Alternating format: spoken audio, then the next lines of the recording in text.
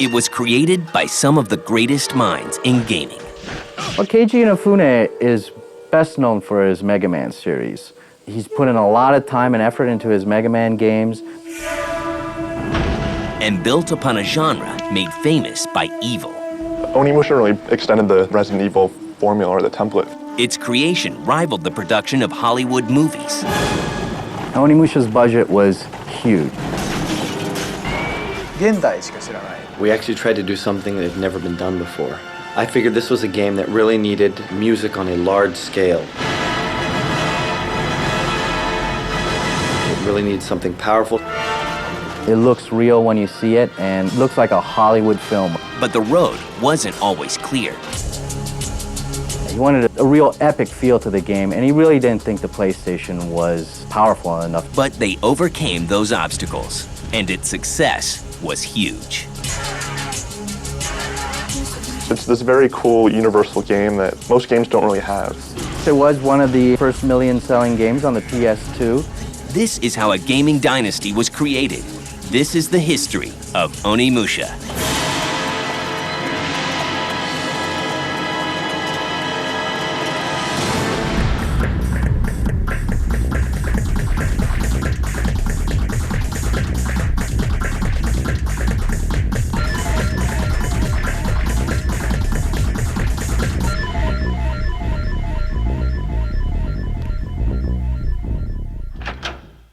It's 1999, and Sony's PlayStation is the undisputed king of the 32-bit console wars, thanks in part to the runaway success of a game called Resident Evil from Capcom. The Japanese developer decides to build on the budding survival horror genre as an industry veteran steps up to the plate. Keiji Inafune is best known for his Mega Man series, and he's put in a lot of time and effort into his Mega Man games. Inafune decides to take the gameplay style made famous by the Resident Evil series and steer it in a new direction. I've always been a fan of Akira Kurosawa's samurai movies. Ever since I was a young child, I've always thought they were like super cool, and if only I could make that kind of a game. That was what we started with. Mr. Inafune brought this idea to me and said, listen, I want you to head up a game that's going to use samurais in some sort of aspect. I think that'd be very cool. And a very unique twist is added to the plan. A famous Japanese actor is cast as the hero. We wanted a game that would appeal to men and women. So how we got women to play the game was we used a super cool Japanese actor at that time, Kaneshiro. He was probably at the time, and could be even still now, the most popular male actor in Japan right now. And by putting him in the game, we figured we would get a lot more female gamers that would actually want to buy the game just because he's in it. Using Takeshi Kaneshiro's likeness definitely was a big help for Onimusha, mainly because they face mapped a Japanese star, which the Japanese public knows already, and to put him in a game and see him moving in a samurai outfit and everything, it was stirred up quite an excitement in Japan. But it's not long before the first real battle begins. Well, Onimusha was first planned for the PlayStation, but Funesan tried it out on the PlayStation, and in fact he was using the Mega Man Legends engine for a little bit, which was his previous 3D game for the PlayStation. But he found that it was really boring, and that the only thing you can do in a PlayStation 3D setting is to just constantly battle enemies with your sword. And he wanted more than that. Yes, actually, we did have a version, a PS1 version. And although we were actually able to make a character that kind of resembled Kaneshiro, it wasn't enough. It wasn't to the point where you'd go like, wow, that is him. It was close, but still kind of a miss. He wanted a story, he wanted some action, he wanted a real epic feel to the game, and he really didn't think the PlayStation was powerful enough to present what he really wanted to show. And as we were developing the game, about halfway through the development, Sony released the specs for the PS2. And when I heard those, I was like, wow, that's amazing. If we use these specs, then in fact we can make a character that looks as real as the actual person. So you would get kind of the movie-esque feel that we probably couldn't have achieved with any hardware before that time. the team is forced to make a very difficult decision. 実際もう PS1 しか世の中に We'd already come this far with the PlayStation 1 version. And a lot of the staff said, we want to release it on PlayStation 1. We've already put all this work into it. We don't have to change everything over to PlayStation 2. And it was a really difficult decision. But in the end, I decided we needed to go with PlayStation 2 if we were going to come out with a new series with a bang. That decision set the team back months. Capcom decides that Onimusha Warlords will be big and gives the game a budget to match. Onimusha's budget was huge. It's probably Capcom's biggest budget they've ever put on a game.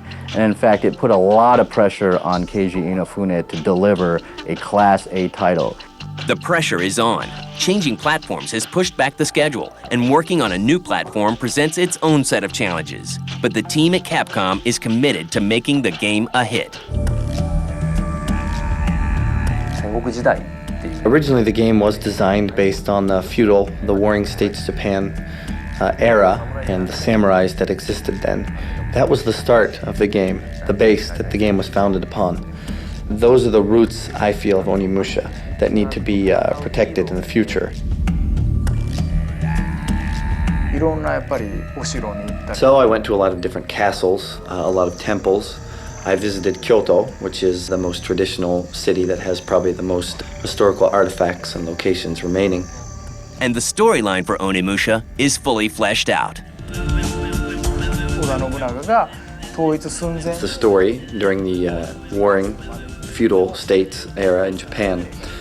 And it takes place right before Oda Nobunaga, who is actually a historical figure in Japan, who tried to unite all of these different Japanese states that were separated. He came very close to doing it, but died right before he was able to do it. 要は悪魔 So what I did was I took that as the main backdrop for the evil villain of the game. Oda Nobunaga makes a pact with the devil to come back to life. And with that power, he tries to finish the job that he started out doing. In Onimusha, the story really leaves a lot of room for the action in the game. It's really basic. You're Samanosuke, this really noble warrior, and you're doing what noble warriors do. You're saving a princess. Princess Yuki! From an evil demon lord who has brought the undead back to basically slaughter all of feudal Japan.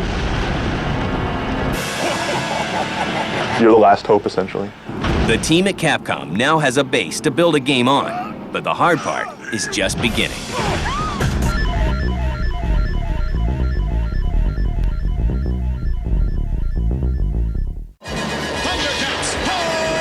Thundercats Season 2, Volume 2. The end is here. We're on our way. The final adventures.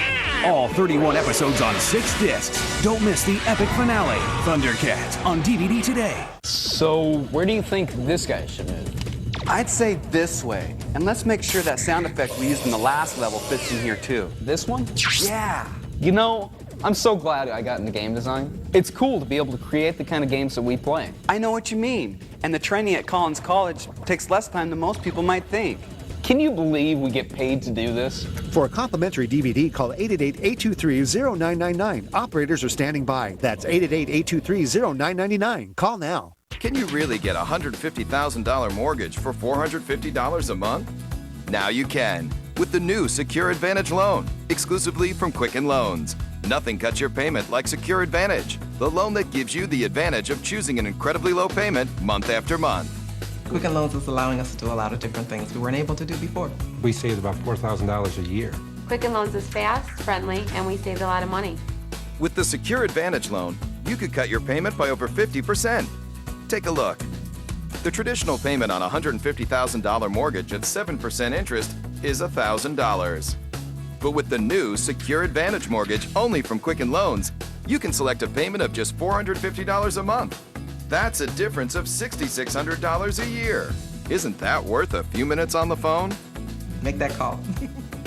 Whether you're buying or refinancing, Secure Advantage can be a great tool to lower your payment and increase your cash flow by thousands a year. That means you'll have more cash on hand to save, remodel your home, pay off credit cards, or whatever you need. Call toll-free now while rates are still low and ask how Quicken Loans can help you lower your payment by over 50%. We saved really hundreds of dollars a month.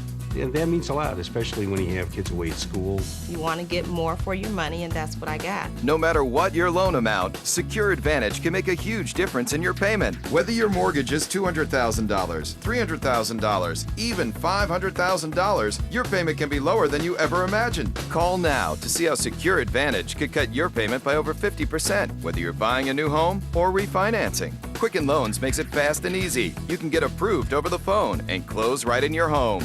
If a $150,000 mortgage for only $450 a month sounds good to you, if you'd like to increase your cash flow by thousands of dollars a year, call now and ask about the new Secure Advantage loan. Quicken Loans, America's home loan experts. They were ordinary people, unsuspecting, innocent victims. Meet the man behind it all. You're a piece of garbage. You owe me the money. John, run through. You said that we could do this to the house. I know you. This is on camera. Jamie Kennedy is back. And no one is safe. You've been X'd. You've been X'd. You've been X'd. No! The Jamie Kennedy Experiment, tonight at 6, only on G4. Go to G4TV.com. Always fresh, always new, always plugged in.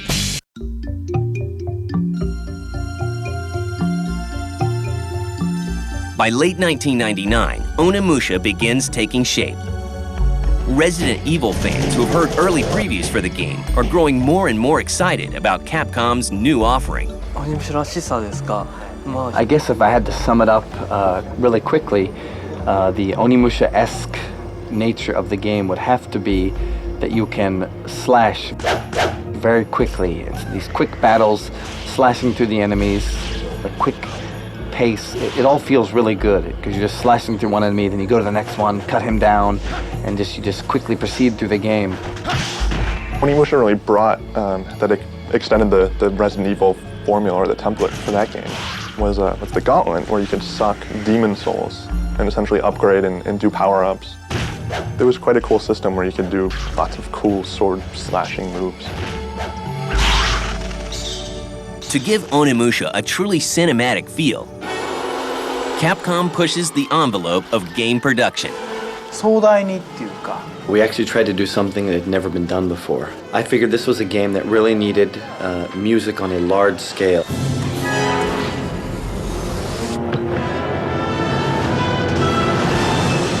It really needs something powerful, something moving, and just your typical normal background music wasn't going to cut it.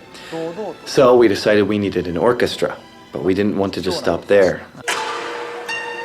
Onimusha was probably one of the first games to really move the cinema-inspired game into the future, where they were first on PS2, so they had the DVD format to their advantage. And so ultra-crisp picture, obviously, and this awesome DVD quality cinema.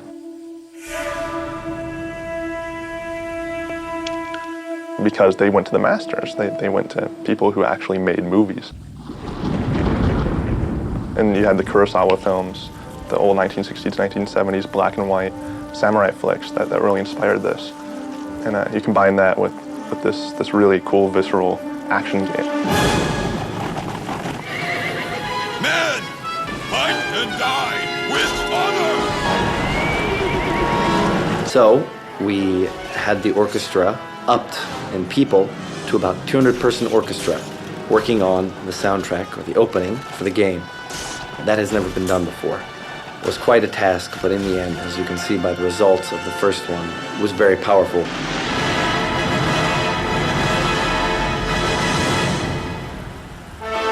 The score in Onimusha, it really brought out the cinematic appeal. It really lent itself to that cinema quality of game. And the composer they find is every bit as unique as the game they're making. We actually decided to use a man named Samura Goichi.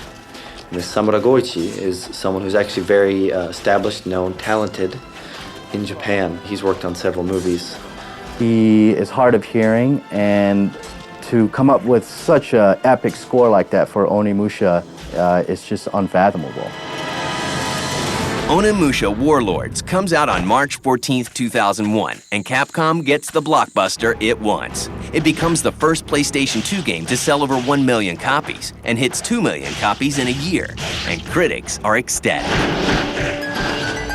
Yes, it was one of the first million-selling games on the PS2. This way, sir. And it is absolutely incredible. I mean, it looks real when you see it, and it looks like a Hollywood film when you see it. You follow them through the other way. Understand. It had the fixed backgrounds, obviously, so you're running around in the same world where it was a very grim, very sinister universe. But then it added a lot more action to it. You weren't really limited in your bullets because you had a sword, and you could slice up demons.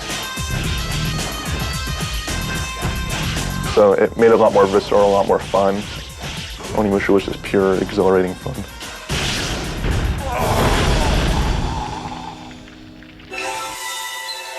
In 2002, an enhanced Xbox version is released, called Genma Onimusha. I was also the producer on Genma Onimusha, and with that, one of the things that the game got criticized for was being too hard. What is this? We didn't mean to be mean to the players, we didn't mean to frustrate the different players, but we did want to challenge them. But the next move will be a full sequel. The name of this new game will be Onimusha 2: Samurai's Destiny. Usually sequels should be better than the originals, although often they aren't. But with Onimusha 2, we had to maintain the Onimusha-esque nature of the game, yet at the same time have something there that would make the fans really say, wow, this is even better than the first one. Trying to get that in the right combination sometimes is quite difficult.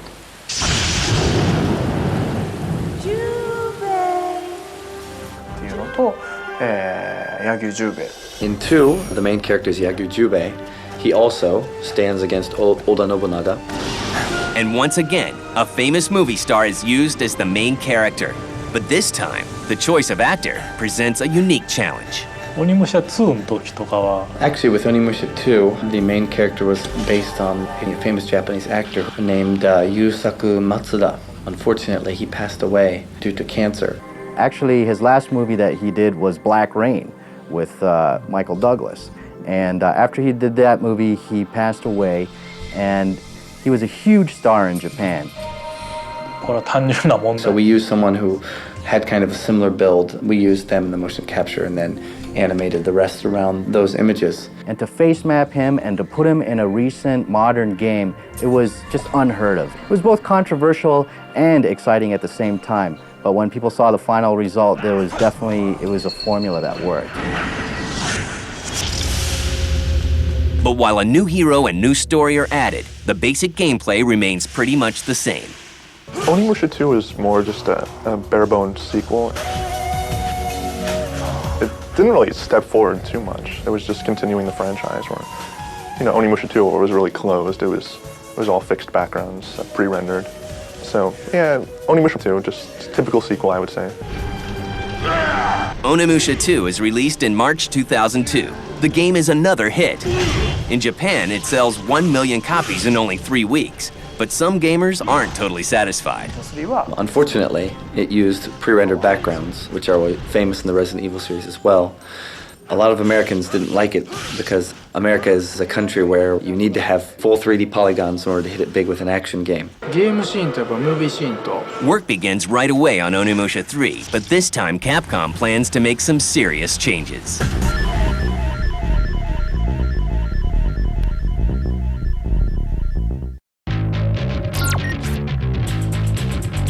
I'm Kristen Holt, and this is The Feed. The newest dashboard update for Xbox Live contains support for 1080p. An update for Texas Hold'em, which was erasing scores on Xbox Live Arcade, but Microsoft claims it's now been fixed. Sony announced Ken Kutaragi will step down from running its games division. He'll remain chairman and CEO, while U.S. manager Kaz Hirai will become president. The violent video game law, co-authored by Jack Thompson and passed by the Louisiana legislature, was ruled unconstitutional by a federal judge. No anti-video game bill has passed constitutional review. And finally, a group of zombie impersonators is suing the city of Minneapolis. The zombies were jailed in July after police mistook wires on their costumes for bombs. Well, that's all for now. Visit us on the web at g4tv.com/thefeed. It's the only news you need to know. I'm Kristen Holt, and you've just been fed. Let's get bombed! Cold beer, magical. Hot babes. We are going to spank you. I like that. The party's coming to your house. We came here to drink some beer. Beer Fest, available now in a case. Buy the unrated DVD Tuesday. 3 medium Pizza Hut pizzas. That's only $5 each, right? Yes, sir.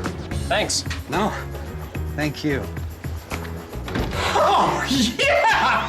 Honey, the Pizza Hut kid made a mistake again! I got 3 medium Pizza Hut pizzas for the same price as those other guys! Yeah! It's no mistake. Pay just $5 each for 3 medium one-topping hand-tossed Pizza Hut pizzas. That's right, just $5 each. Want to get 3 for $5? Go for the good stuff. Just tell me right now, like first impression, would you marry me? There's so many different things about me that I do not like. Let's talk about something fun. How about magic? I like peanuts. I like cashews, especially candied. Anything in a trail mix. Tired of bad dates? Maybe it's time to try eHarmony. At eHarmony, we only match you with other singles who have been pre-screened for compatibility with you. So when you get to the first date, you know you have so much in common. Log on today and get your free personality profile. You don't have to change what you're about to change your future. Look at my boy Mario. He turned his love for everything tech into a sweet career. How'd he do it? DeVry University. Mario logged on to DeVryCIS03.com and received his free career guide. That's when he found out DeVry offered a wide range of program tracks, so he could focus on what interested him most, like using computers to help solve crimes or protect online information. So Mario earned his bachelor's degree in computer information systems, and he did it in just 3 years. DeVry's classes are small and feature a hands-on learning style, so Mario knew he'd be getting all he needed to get ahead. And because DeVry is accredited like the top state universities, he got respect from the people who matter most, the ones hiring. Why not hook yourself up with what it takes to succeed and change everything without changing yourself? Call or log on now to DeVryCIS03.com. But hurry, classes start soon. DeVry University.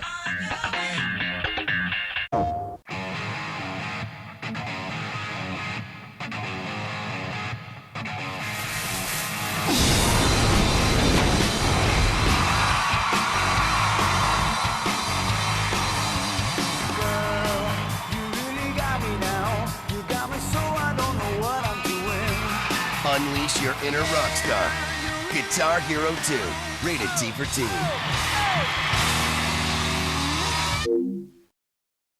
Hey, you got Singular? No, Sprint. Sprint mobile broadband downloads 5 times faster than Singular's Edge. Well, I'm done. Because in business, it pays to keep moving. Get the power of the nation's largest mobile broadband network. Get a free mobile broadband card. Visit sprint.com/mobile broadband. Sprint. Power up. Morning movies. Morning. You've all been picked. You're all heading out. Netflix users have made a list of the DVDs they want to see. They'll receive their movies, it's you guys, in about 1 business day. Now, with never late fee, they can keep you as long as they like. As soon as they send one of you back in this prepaid envelope, we'll automatically send another from their list. Let's move it, people. You've all got places to be. You too, romantic comedy. Netflix, the DVDs you want from only $5.99 a month. Celebrate Christmas the G4 way. Come on! With an Arrested Development marathon that lasts all day. What are you taking, stupid pills? 3 chickens dancing, 2 guys that blow. I can blow myself. 1 never nude and an algae in the family tree. The Arrested Development Marathon with episodes of the entire first season back to back. Christmas Day, only on G4. This party is gonna be off the hook. Tonight on Attack of the Show, Jay and Silent Bob strike back. We talk with Kevin Smith and Jason Mewes about the Clerks 2 DVD release. And on location from Golden Apple Comics, we're giving you the best comics of November when we serve up some fresh ink. It's Attack of the Show tonight at 7 p.m. Eastern. Go to G4TV.com. Always fresh, always new, always plugged in.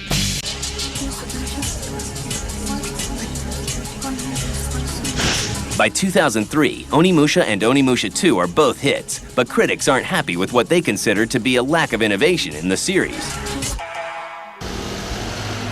Capcom decides to tackle those complaints head on and make Part 3 the biggest of them all. We're going to make good on the mistakes we had with the first one, and that is the pre-rendered backgrounds are now gone and have been replaced with full 3D polygons. In Onimusha 3, you have a 3D environment. You have a 3D camera that works more like a movie camera than it does a typical 3D platformer camera, where it trails the character to give it more of a cinematic quality. It's this very cool quality that still has the presence of what Onimusha 1 and 2 are about.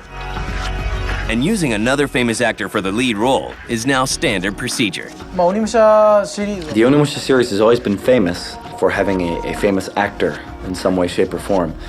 It's kind of a symbol of the series, and even if I didn't want to put a famous actor in, I would still have to. The upper management would make me. But this time around, they need someone with worldwide appeal. With 3, we wanted to go more international.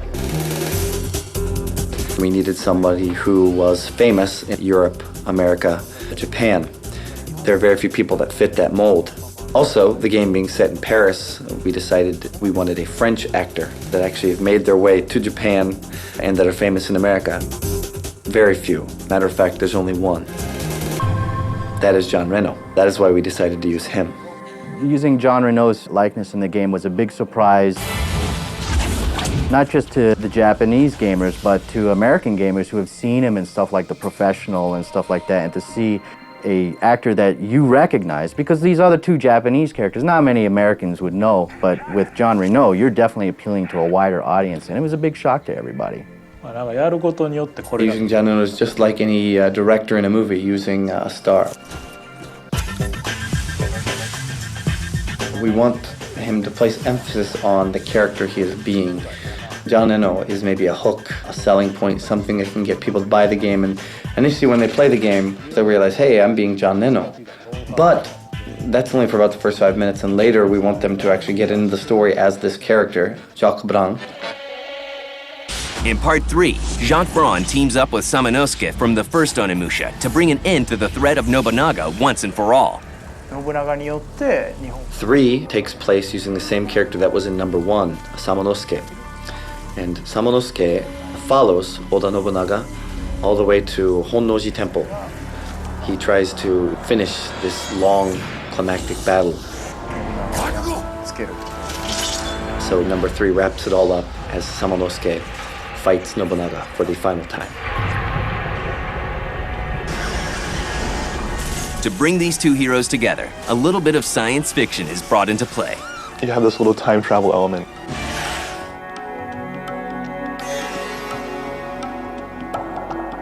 You have all these really awkward-looking modern weapons set against Samanosuke's steel sword. It's kind of a cool element, bullets versus steel, old versus new. You have the whole French angle, and then the feudal Japan angle, modern-day settings. It's this very cool universal game that most games don't really have. But this is really dynamic. The Onimusha franchise has worldwide appeal. There's that stigma with Onimusha where it transcends language barriers, and the fact that they used this famous Japanese actor who happened to be dead really made it hit home with Japanese audiences. And like maybe that didn't really matter to American audiences who were playing the game. Capcom capitalizes by introducing more games like Onimusha Tactics and Blade Warriors, a 2D fighting game. Then you have the Onimusha, license, which is going to be made into a movie supposedly in the next couple years. While they say Onimusha 3 is the last true sequel, it seems like something that will keep going on and on and on. It's Capcom. They'll figure out a way to keep it going, even if they say this is the last game. And Onimusha's influence lives on. Its gameplay is copied by other developers. Actually, one of the features that we are kind of proud of, we have the little sub-quest in the game called the Makukukan. Won't you go to the Dark Realm? If you're going to translate that, it would be something like Magic World or Underworld. I hope you come back alive. Provides a little more variety to the game. We have seen with some other games that have come out quite recently, even including the new Zelda. And actually, we are very surprised that that section of the game will influence so many other different games. お互いに負けないで。 Most of the artists, the sound designers, and most of the people that come to Capcom are all people that have a lot of pride in their work. They have a specific image that they want to go by, that they want to create, and they're not going to stop until it's perfect.